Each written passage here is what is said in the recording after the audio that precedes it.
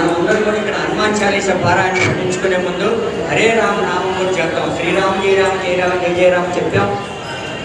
హరే రామ హరే రామ రామ రామ హరే హరే, హరే కృష్ణ హరే కృష్ణ కృష్ణ కృష్ణ హరే హరే.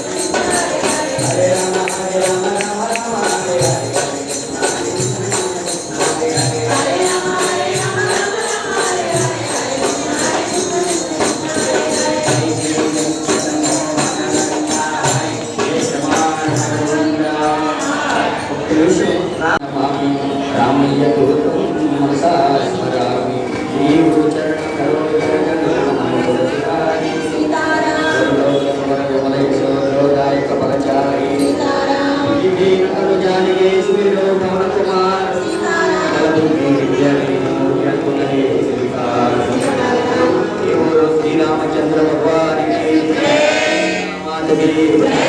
దక్షిణమూర్తికి హనుమానికి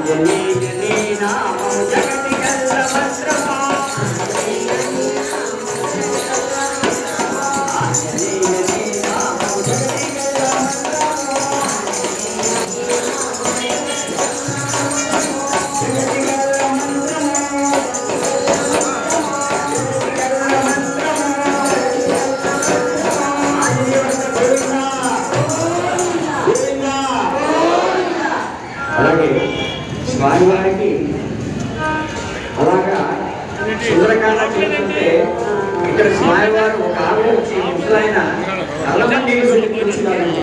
నేను సుందరకాండ చెబుతుంటే రామారావు గారి స్టైల్ ఎంఎస్ రామారావు ఒక ముసలాయన ఎవరైనా ఆయన ముసలి వేస్తున్నారో వచ్చి ఎక్కడైతే రామనామం జరుగుతుందో, ఎక్కడైతే ఆ యొక్క సుందరకాండ జరుగుతుందో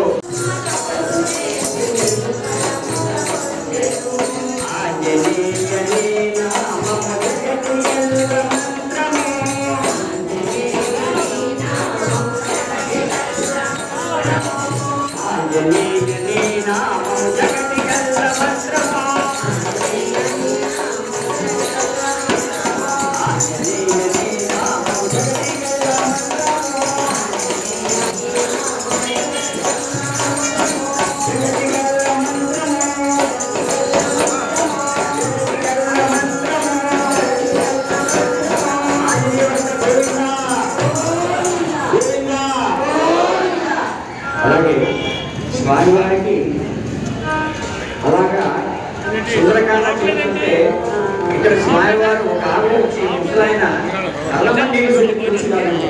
నేను సుందరకాండ చెబుతుంటే రామారావు గారి స్టైల్ ఎంఎస్ రామారావు ఒక ముసలాయన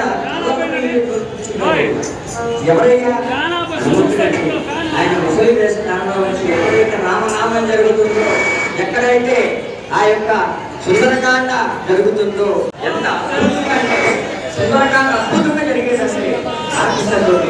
అటువంటి హనుమంతుడు మనం ఏ విధంగా కొలిచినా కూడా పిలిచిన పలికేటువంటి దైవం హనుమ అంటే 1,00,000 గోవులు దానం చేసిన పుణ్యభావం. 1,00,000 గోవులు, ఒకటి కాదు రెండు కాదు, హనుమ అనే పదానికి 1,00,000 గోవులు. ఎందుకంటే ఇంద్రుడు వజ్రాయుధం ప్రయోగించాడు కదా, ఆ దవడకి అలా తాకేది కాబట్టి హను అంటే దవడ. హనుమ